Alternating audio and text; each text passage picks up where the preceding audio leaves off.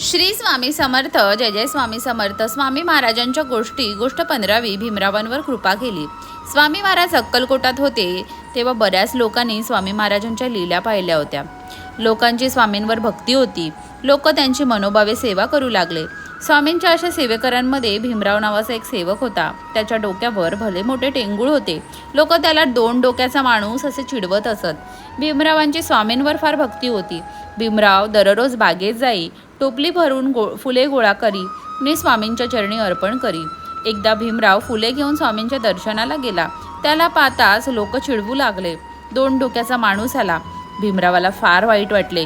त्याने स्वामींच्या पायावर फुले ठेवली आणि म्हणाला, महाराज माझ्यावर कृपा करा आणि माझे टेंगूळ नाहीसे करा.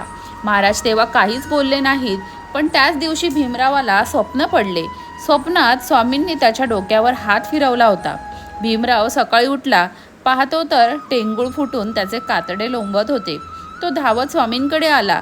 स्वामींच्या चरणी लागला.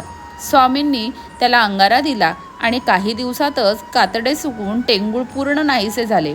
स्वामींनी भीमरावांचे व्यंग दूर केले होते. श्री स्वामी समर्थ. जय जय स्वामी समर्थ. पुन्हा भेटूया अशा सुंदर स्वामींच्या लीलेसोबत.